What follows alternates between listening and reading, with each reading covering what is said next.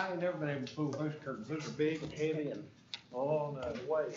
Those are pretty I used small. to have something like that in my house. If you have to start doing them with sandbags, yeah, we're gonna do that. Sandbag.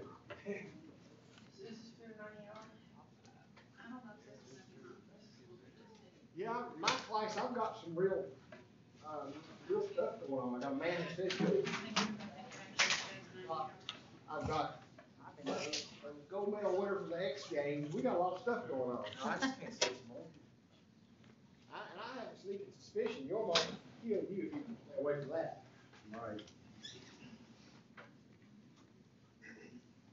I bought this bracelet, it's one of those that's supposed to help with your joint pain. Oh, yeah, like the copper stuff. Yeah.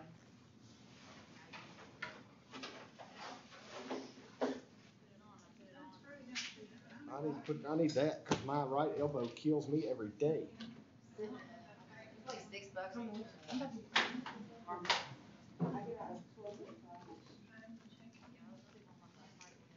Hello, Beckley, can you hear me?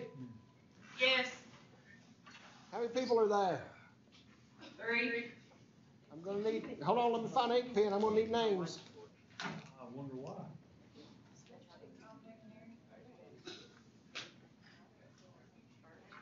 I don't want to be Harry.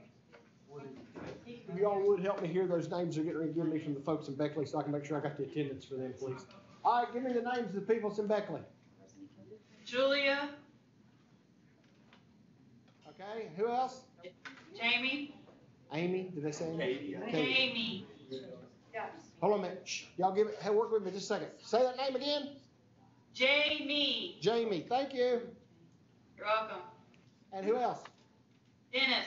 Dennis, got you.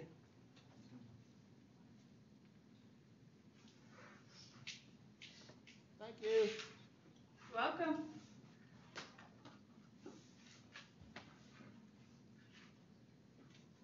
I shot you another email this morning, I didn't get to it last night. I haven't looked at my email in forever. So when I get back to the office, I'll check it. Okay, that's good. Hand it to me. Mr. Rasnick, Hope Yes. emailed some tests back to you. Yes, I got them this morning. Thank you. All right. My email, for whatever reason, just so you all know, my email will send some of the emails through, and some of them I don't get.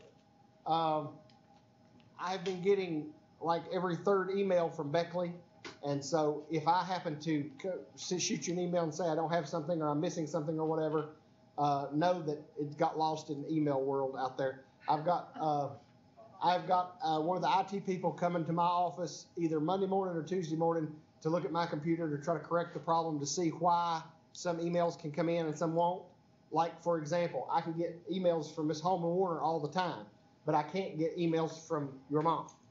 She sent me an email and it might be 2 days before it pops up. I'm pretty sure I've sent you one or two. Yeah, and I've not gotten any. So I've got them to come and look at that. They're going to try to figure out why that's doing that. But in the meantime, if I send you an email and you haven't got it, know that it's my email's giving me fits. Did you send back our test grades? I have not yet, but because I just got the email, we're going to, and because we're on late schedule, we're going to review the test on Monday. Hopefully we'll be on regular schedule and have more time. Tuesday. Okay. Yeah. Hey, look, yeah, I like this Tuesday, Thursday classes that we've got.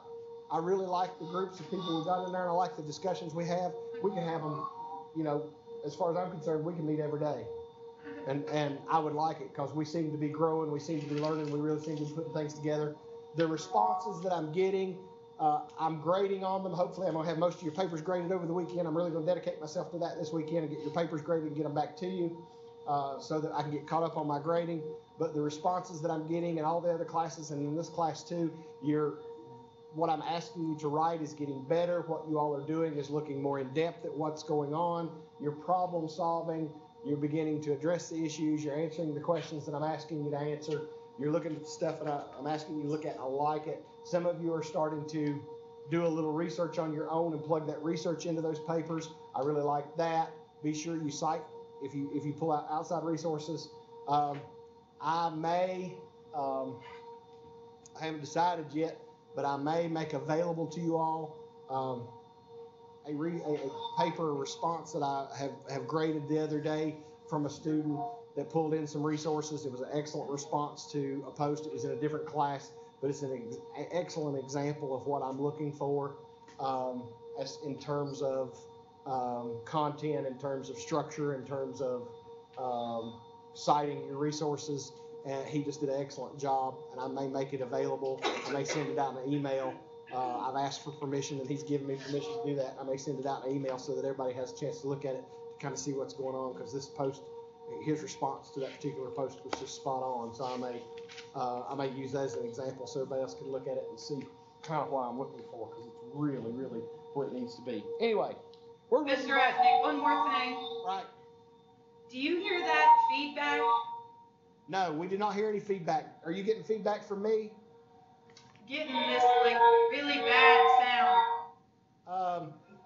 Something's going on your end. If one of you would go get Miss Adams and see if they can look at what's going on with you. I'll call Bob. Okay. Can you hear me at all? Yeah, but it's hard because it's like just the noise is louder than you are. Yeah, we're not getting that. Does that help anything at all? Yeah. A Did little. that help it? Not much, a little. Try adjusting the volume on your end. Somebody may have turned the volume up really loud. Somewhere.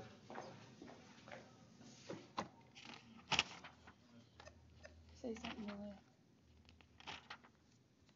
Can you hear us? Yeah. Can you hear us? Yeah. Does your volume go? Did the screech go away? Talk again. We're testing it now. Okay. Can you hear me any better? We hear you, yeah. But we've I can got hear you all fine. like an echo back in our classroom. It's on here and I hear the echo. It's on their end or ours? It's Theirs. Yeah, you're gonna have to get somebody to talk to somebody about why you're getting an echo, because that shouldn't be happening. Hey Bob, it's Jamie here on the Beckley campus. While you all are getting that set up, I'm gonna review just a little bit here what we talked about on Tuesday. Let's go back. What are the two things we talked about on Tuesday? They can't hear now. Cybercrime and what? Say again? Cyber terrorism. Yep. So,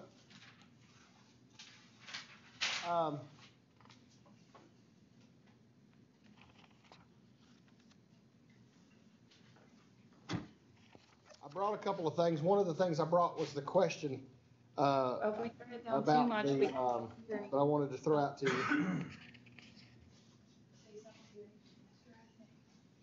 Mr. Resnick, Yes. we're just testing. Okay. do you hear the I want to find this for you and give it to you this morning.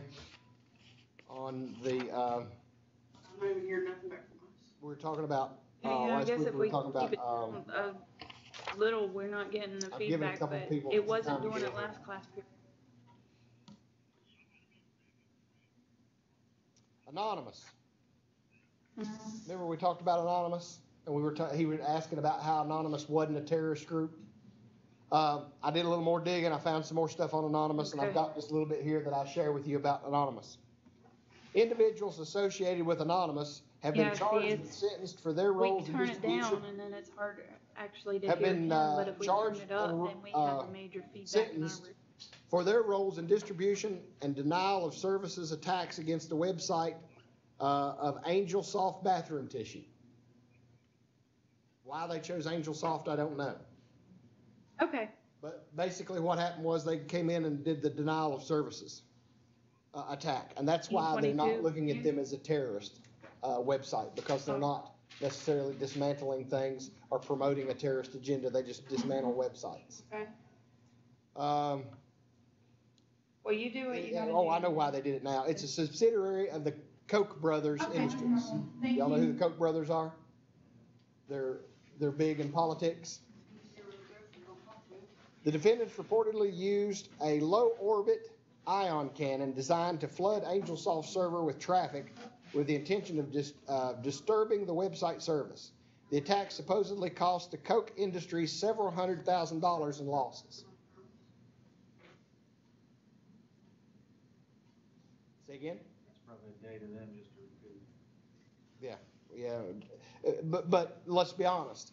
They're not going to absorb those losses. What they do is pass those losses on to their customers in the forms of higher priced products and goods and services. They're not going to eat $100,000 worth of loss. Hundreds of thousands of dollars worth of loss. They'll just pass that on. If they pass it on in higher premiums or what have you. Here's an interesting one. In December 2013, 13 individuals pleaded guilty in federal court to charges related to their role in anonymous DDoS attack on PayPal. Anonymous attack PayPal. After WikiLeaks released the trove of State Department cables in November 2010, PayPal suspended WikiLeaks' account such that it could no longer receive donations via PayPal. This angered Anonymous, and so they coordinated attacks against PayPal servers. So they are doing some things to take care of and to pursue Anonymous, but they are not viewing them as terrorists, and the reason they're not is because they are simply disabling websites. They're not taking it that next step, right? So what they're doing borders on the criminal, not on terrorists. What they're doing is a criminal act. Here's a couple of things. Here's a couple other things I want you to know. How are we doing on that end now, Beckley? As long as we keep the volume down, it's not bad. Bob is working another classroom right now. I said he might come up and check it out on your end too, just to make sure. Thank you. Right there. Yep. They're getting a lot of reverb on their end, boss. Yeah, I think I know what the problem is. I have to deal with that from here. Okay.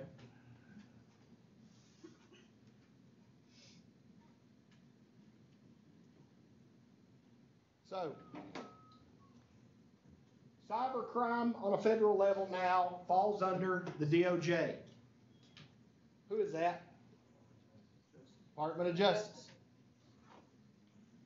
The FBI is the primary investigative unit for cyber terrorism. I hate that you all missed it. Well, you were talking to me about Anonymous, right? You, okay. We were talking about Anonymous last week, and I was kind of sandbagging, waiting on y'all to come in, but I'll back up and tell you. Basically, I tried to do a little more digging on Anonymous because I wanted to have that conversation. And Anonymous falls under the criminal part of cybercrime, not the terrorist, because what they are doing is simply disabling websites. They're not taking it the next step. But they're releasing people's personal information. They haven't. The cases that I've researched. They're calling the police on people. Right, but the cases I've researched, they haven't gone to prosecution on any of those yet. Those are still investigating. They're still working on those. But all of those would still be criminal, not necessarily terrorist. Making a false police report is a criminal act. So you're still looking at criminal activity. But basically, what they were doing. You need me? When you get to a stopping point, I want to talk to Beckley. Okay, go ahead. Beckley, what are you hearing now? Nothing now. When he talks, we didn't hear anything. It was when we tried to talk to him, our echoing. It was like our voices were echoing back in the room. How's it sounding now? It's good now, yeah. Thank you. Good. Problem solved. Thank you. All right. It said individuals, and I want to read this, the rest of the class already read it, but I want to throw it out to you. Individuals associated with Anonymous have been charged and sentenced for their role in distribution of the denial of service attack against the website AngelSoft Bathroom Tissue, a subsidiary of the Koch brothers. The defendants reportedly used a low-orbit ion cannon designed to flood AngelSoft server with traffic with the intention of disrupting the website service. The attack reportedly cost the Koch brothers several $100,000 in losses. Next one, December 2013, 13 individuals pled guilty in federal court to charges related to their role in anonymous DDoS attack on PayPal.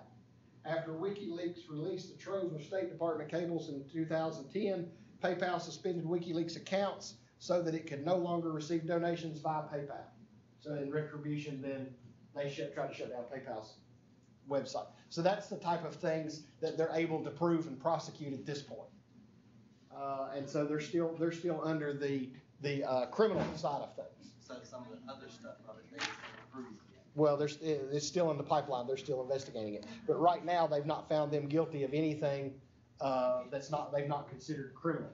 Because I know they released the personal information of the criminal police officer shooting down south. Well, unfortunately, that type of stuff. They released all kinds of information about that. Yeah, unfortunately, when you get into that, most of that stuff's going to be public information anyway. Any newspaper reporter who's willing to dig deep enough on any police officer can get all kinds of information that they want on them, because most of that stuff, just like any other citizen, is going to be public record if you're willing to get to it deep enough. Make sense? So nothing terrorist so far. So here's what I want you to know, and here's what we want to talk about. I'm leading up to the assignment we'll give you for the weekend. It's not going to be a very big assignment. The FBI is the primary investigative unit within the DOJ charged with cybercrime and cyber terrorism. The FBI works cases ranging from computer hacking to online intellectual property rights, from child exploration to human trafficking, which, by the way, has absolutely exploded with the use of technology.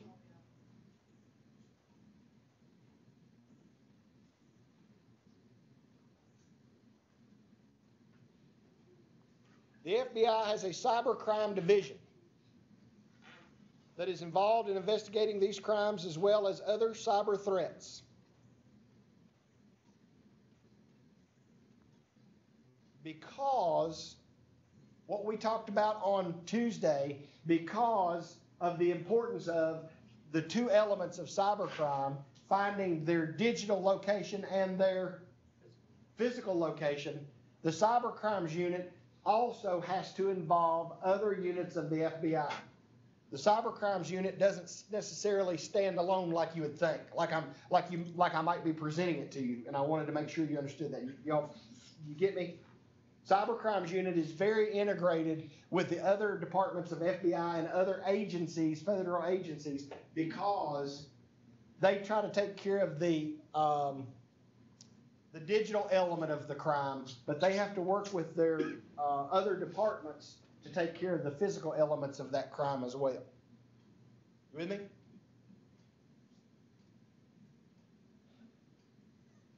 One of their biggest partners is the Internet Crime Complaint Center, or IC3.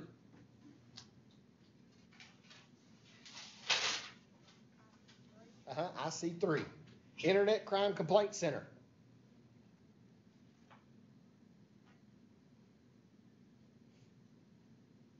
It is a partnership between the FBI and the National White Collar Crime Center.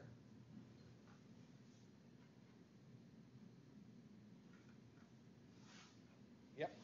It is a partnership between the FBI and the National White Collar Crime Center.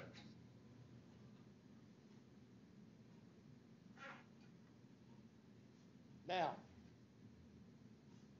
the White Collar Crime Center put a definition on what they consider to be cybercrime. And I'm going to give you all that definition.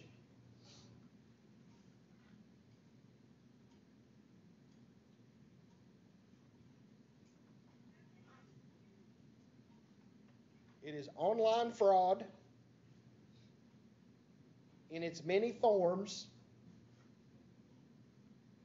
including, it is online fraud in its many forms, including intellectual property,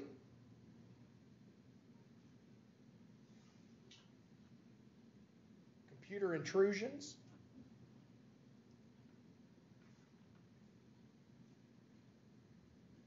economic espionage. What does that mean? Let's stop writing right there and talk about what economic espionage is. Financial spy, yes. Could be, yes, absolutely could be. One of the economic espionage is like what Anonymous did to AngelSoft, where they stopped their ability to operate online and it cost them money. That would be one version. Another might be trying to redirect their customers to your website or to a different website would be another instance of that. So you're right. All right, I'm gonna read you the whole thing, or I'm gonna start from the beginning again, all right? It is online fraud in its many forms, including intellectual property rights, computer intrusions, or what's the layman's term for computer intrusions? Hacking, right. Economic espionage, online extortion. Online extortion, international money laundering,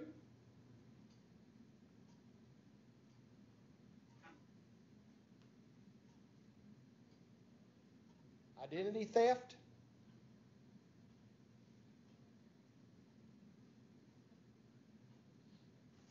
and any other internet facilitated crime. And any other internet facilitated crime. I'm going to read the whole thing again.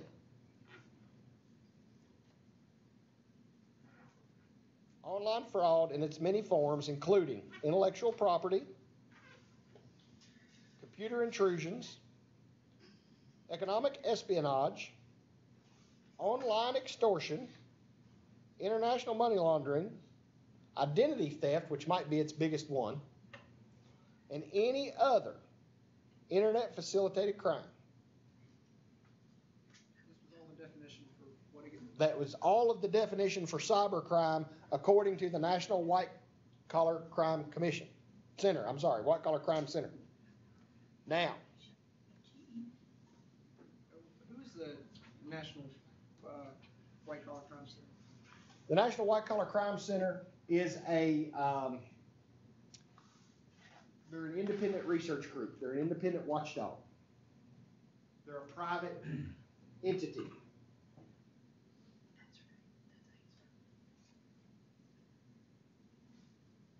And they have partnered with the FBI in working on these internet crimes. Now, within the Department of Homeland Security, you have another agency that works on cybercrime.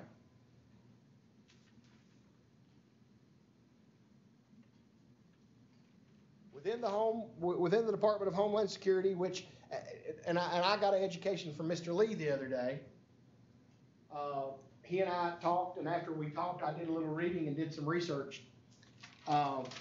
It was surprising to me that the DOD and the DOJ and the Department of Homeland Security, that's Department of Defense, Department of Justice, and Department of Homeland Security, have such hugely different roles inside our government.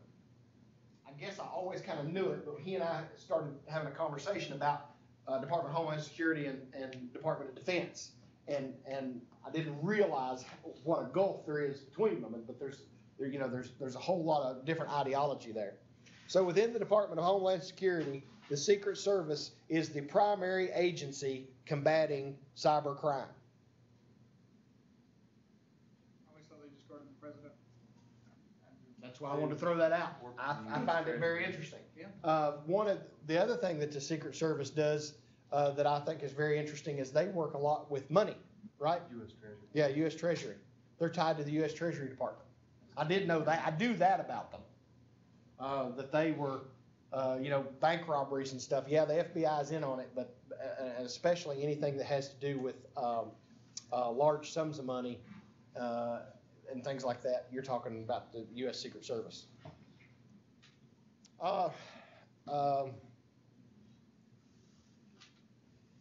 The U.S., here's what I found interesting. I mean, this whole thing is interesting, but this is really interesting to me, and this is why I spent so much time giving you that definition from the National White Collar Crime Center. The U.S. Secret Service does not, at this time, have a public definition to what it considers cybercrime.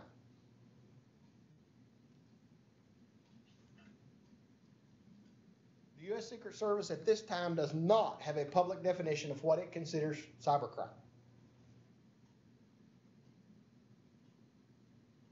Any ideas as to why? I figure they're behind. I figure they're late to the table. It's such a new thing. Right. It's like in class yesterday, a professor was talking about, I think it's called a preemptive injunction. The Supreme Court just did. It's never been done in the history of the Supreme Court. So, Yeah, and what did they did a preemptive injunction. I remember seeing it on TV because it was big. But what was the case that they were doing with it? the Clean Air Act. Oh yeah. They stepped into West Virginia, really it affects a lot of what goes on in West Virginia, and they said that the Department of Environmental Services can't dictate to the power plants how much fossil fuels they can burn, that they're overstepping their bounds, and so they created an injunction right now that says they can go back to burning the fossil fuels they want to burn until this court case gets settled, because they think that the environmental services has overstepped their bounds as to what's going on. So that's going to be really interesting to That's see what a happens. good thing for us, right? It'll be a good thing For for us now. in the short term, For yes, right now. until the court case finally decides, because now they've said, these coal-fired power plants in Ohio and West Virginia and all over can continue to burn that coal. And so we'll see what happens, because what most of us don't well, I won't say what most of us, what a lot of people didn't know, what I didn't know until I got to digging into this, is we don't realize how much power West Virginia sells from coal-burning power plants right here in West Virginia to North Carolina, South Carolina, and Georgia. They said there are a lot of power lines running that way down the East Coast that carry power right out of these mountains, right on down to those folks, in Savannah, Georgia, and Charleston, South Carolina, and West Virginia makes a lot of money selling power to the southern states. And so this is going to give them a short-term economic boost, because now they can cheaply power these plants again and sell that electricity, and they've got a pretty good margin of profit on there, so they're going to get back into shape. But I'm sorry, the rest of your thought? The reason I brought that up is because the professor who's a judge asked what is this injunction, what it means, but for the purposes of going to the court, he said he honestly couldn't find it. Right. So new, he didn't know exactly what it was going to be. So my take on that is, Secret Service can't define cybercrime in this instance because it's just so new. You have no opportunity. And I will agree with that. And the other thing, have you ever gotten to a situation and you thought you knew exactly what was going on? You thought you could define exactly what was happening around you, and then all of a sudden all of the circumstances changed and you were in a completely new environment? I think what happens with cybercrime is just about the time they start figuring out the method of operation of these cyber criminals simply, Jump ahead of. yeah, like, well, they just Or simply switch their method of operation, like right? A new crime comes about, so Right. maybe they don't wanna define it just yet, so they can still And I was, hold more people. in my research, and I didn't want to talk about this much, but I will bring it up. But in my research, I found, and I found a news broadcast on it. It was like on 60 Minutes or something. It was short, and I found a couple other articles, but they're very sketchy. But I found that there is in existence what's called a dark internet. Have y'all ever heard of that? Yeah. Yes. It's the darkest market in the world. Dark web. Somebody invites you to talk Right. outside. There's a dark internet, which is where most of our cyber criminals live and do their work and do what they do. And also like 90% of the internet is dark. Really? They're called black hatters. Say that again, I'm sorry? They're called black hats. Black hats. See, that's the thing. Learn something new every day. People, it's not that these companies are behind. It's the people that's good with computers. They either work for companies like Google or insurance companies because they make more money. Or Right. black hats. A penetration test for Google makes $4 million. I can believe it.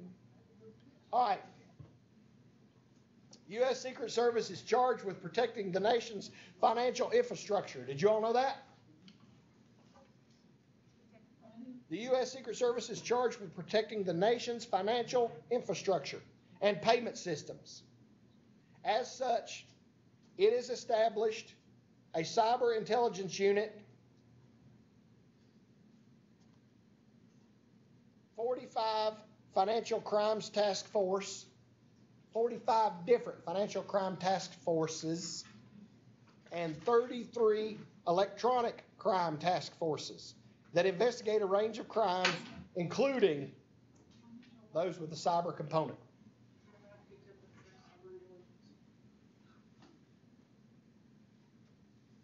How many people does that boil down to, you think?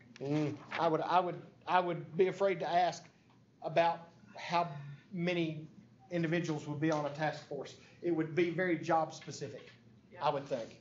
I would think it would be very job specific, depending upon the workload. Yeah. And so I would be afraid to say, I mean, some of those task force may be pretty large, some of them may be fairly small. It just depends on the nature of the work. Computer related, you know, I mean, you can only have but certain computers running. Well, my thought process is how many people possess a certain skill set, and those are the people you want on that task force, right? And then you have a different crime, and how many people possess a skill set that is helpful for that crime solving, and how many people do you put on that task force? So I think it has to do with, with the type of crime and the skill set and how effective this group can be, and adjust. So I just figured you might have had an estimate. I was No. curious if it was probably hundreds of people or thousands that were being employed by that. I can't. Well, the Secret Service don't have that many employees, so I would guess no, not thousands. Oh, okay. I didn't know what it was. I don't know exactly how many employees Secret Service has got, but they don't have that. They don't have a huge number. Okay. That's a really strict test. Yeah. Secret Service is one of the highest clearance, security clearances anywhere around. Help me. Do you have any understanding? I don't. Yeah. I'm not sure. I mean, I know that the Secret Service security clearance is even higher than the FBI. So it's a whole lot tougher to I get. would say they had one here at the job fair a year or two ago, and every time I asked a question, he said, read the pamphlet. Yeah. They're not a DHS as a whole, reputation. Yeah. For instance, that's not part of it.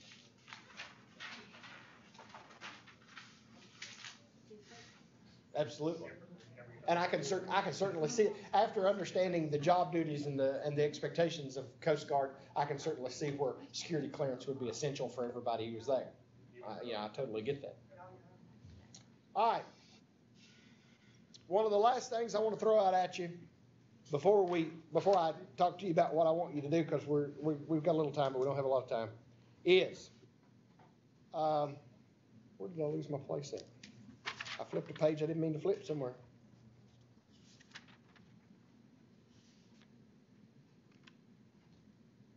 Here it is. The Council of European Convention on Cybercrime. The Council of European Convention on Cybercrime.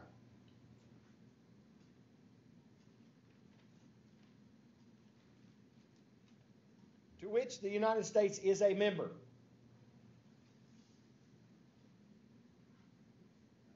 Divides cybercrime up into 4 categories.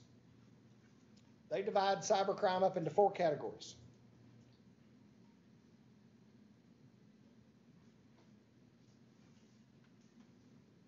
Security breaches is number 1. What is it? Security breaches is number 1. Okay.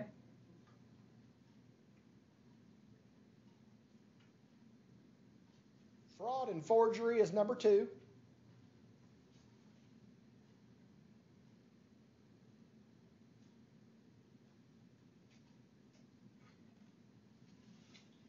Child pornography is number 3.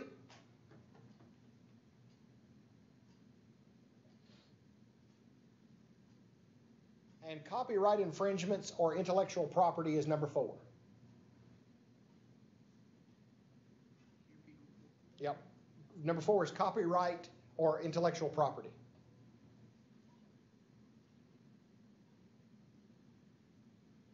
What is intellectual property? Intellectual property would be if I was saying shares and stuff. well, intellectual property. yes and no. Intellectual property is more defined like this. Let's say that you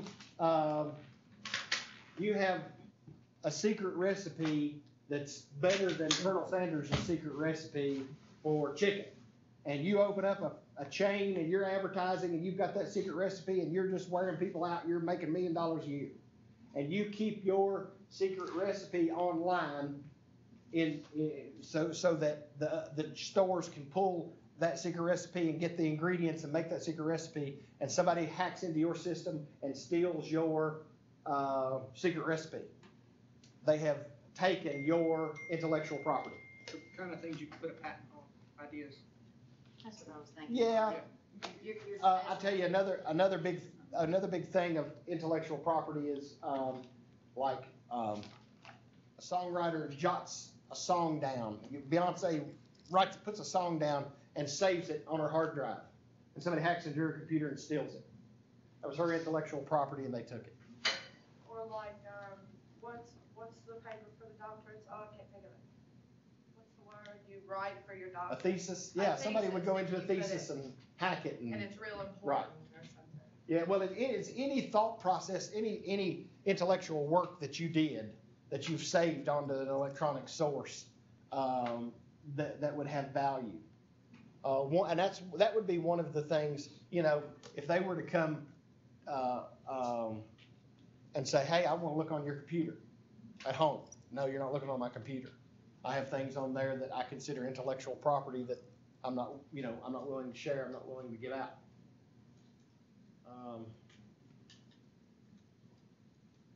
So intellectual property falls into those kind of That guidelines. was the council of what European? Oh, I'm sorry. Yeah, the Council of European Convention on Cybercrime.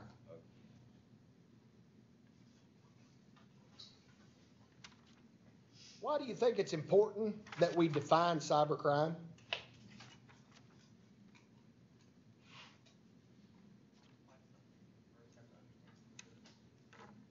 Well, I agree with that. Any other ideas?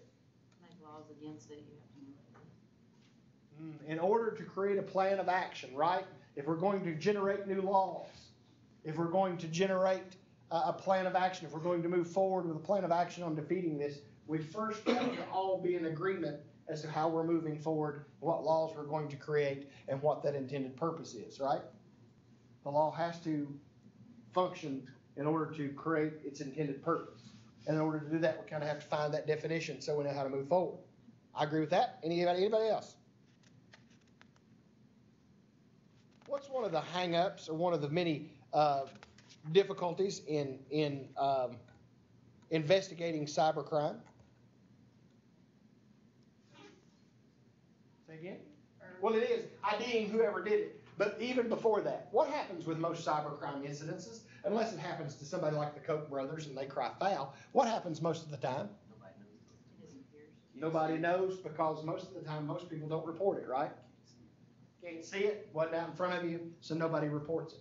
So reporting of cybercrime tends to be a problem. So the Department of Defense has developed a strategy for operating in cyberspace. So we're off from Council of European Convention. Yep, we're moving on to the Department of Defense. I just wanted you to know that the different definitions that are out there, right? The Europeans have got a little different idea about what cybercrime than the United States definition, right? They divided theirs up into 4 categories, basically. And cybercrime in the United States had a much broader definition. They included a lot more. The Department of Defense strategy for operating in cyberspace. In 2011, the Secretary of Defense issued a strategy for operating in cyberspace.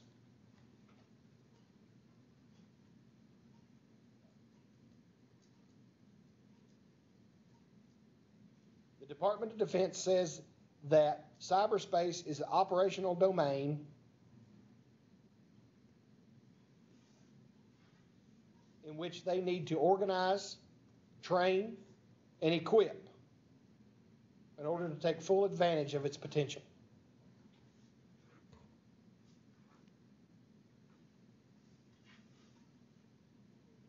Yep.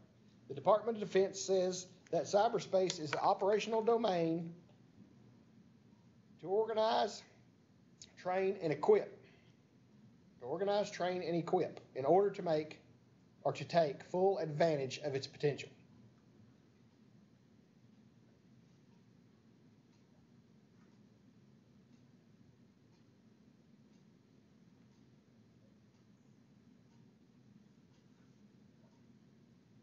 And they want to focus on building a relationship in the international community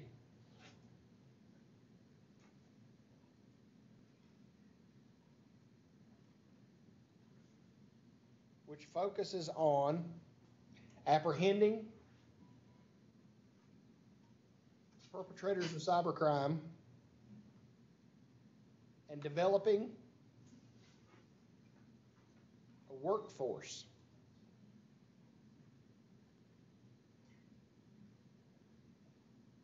and improving innovation.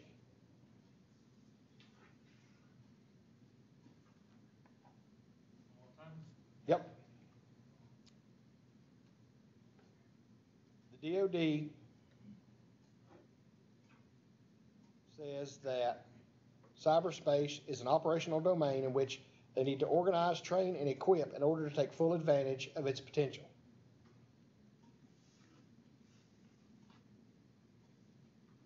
They want to focus on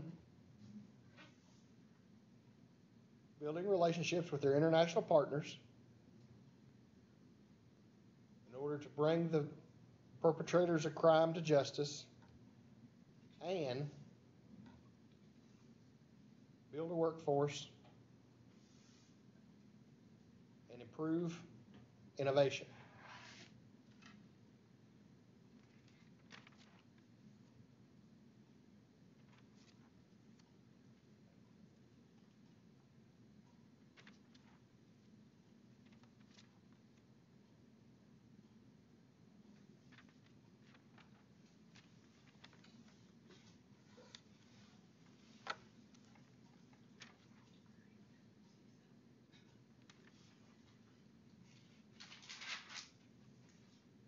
That's the department. That's DoD, yeah. That's their strategy, not their.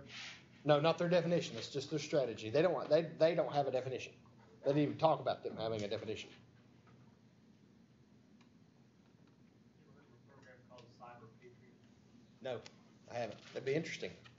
Thing in every community across the United States, including right here in Mercer County.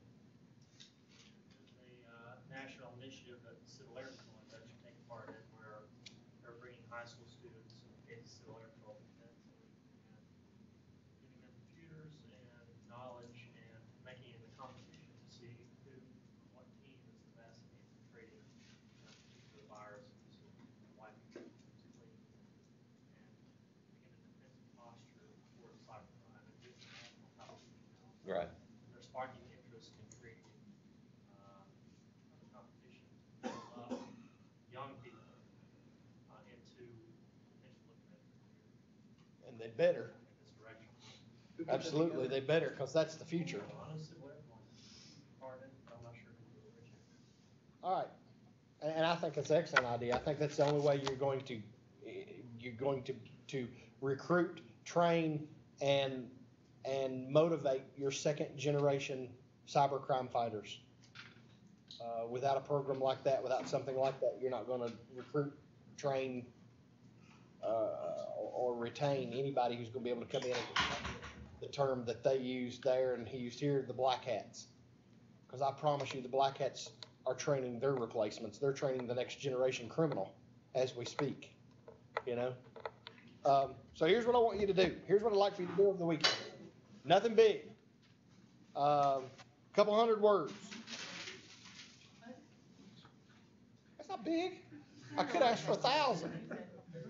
I feel 400 just. Yeah, a couple hundred words. You're talking about a paragraph. Nothing big. Nothing big. But at least a couple hundred words. Please feel free to do a little more. I want you all to look at cybercrime versus real world crime in proactive policing. if you're going to be a proactive police officer, how are you going to operate differently? You know, we talk about proactive policing and the broken, or the community policing all the time, right? And that's real world crime. How are we going to proactively police cybercrime? What theories do we have? What can we do? How are we going to proactively police internet criminals? You had a question? Real world. Real world crime. Nothing big. Our thoughts, right? Your thoughts. If you find something on the internet, or you find something that you want to plug into that, I'd like you to plug it in there and cite it. So the same way that, real world crime uses breaking windows. Or community policing. Yeah. You want us to put kind of a theory that Absolutely. cybercrime, Yep. same thing as broken I have windows. white hat friends, okay? Yeah, okay. Questions? And black hat friends. And gray hat. Y'all have a wonderful rest of your week. Be safe. Stay warm.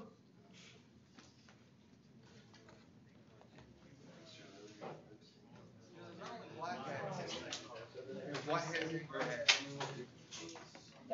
Great job, yes, between criminal activity and regular activity. Yep, the gray hats will put hits out on legal people. Dark web.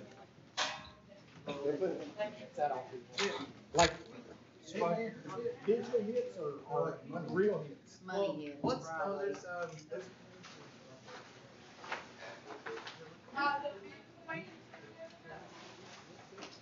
That happened, that's what happened to Mom when they hacked Thank you, her ma'am. email here. She just lost 12 years of information on her social security number. She's the first person in West Virginia to get it, and it was here at Woodville State. They hacked her computer, and she had to pay like $1,000 Bitcoins to get it back, and over at IT, they said, don't do it. How She do won't get it you back. get a Bitcoin? You pay like You pay real $2 world cash for and the one equivalent Bitcoin. of money. Is he all right? He's not going down progress or anything, right? Okay. Will you tell him about this? Everybody did your Tuesday? Yes, Tuesday. They're all white. Not all. They're not all what? What the white hat? Oh my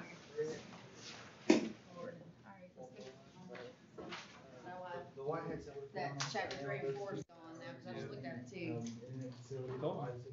But it's not on my grade list either. So I don't know if you just That's good. omitted it We need it. or We need all help. we realized can. you did it. Oh, yeah, mention your office. You know, Yeah, you never posted chapter Forgot 3. about that. Yeah. What, How which are we test are we jumping taking? a weekend, 3 days, right over jump from Okay, yeah, 3 yeah, to yeah, chapter no problem. 5? You ready to go over there now? Yeah. All right, I mean, give me just a without minute, cause any I heads wanna up. make sure everybody gets in the class, all right, and I'll meet you. I mean, I did them. What room are you in? Um, I was gonna do them today, like go, right now. yeah, go through, you know where the 450 is, classroom? Go through those double doors and around the corner, and I'm on the outside against the outside wall. Okay. Yep, be right there.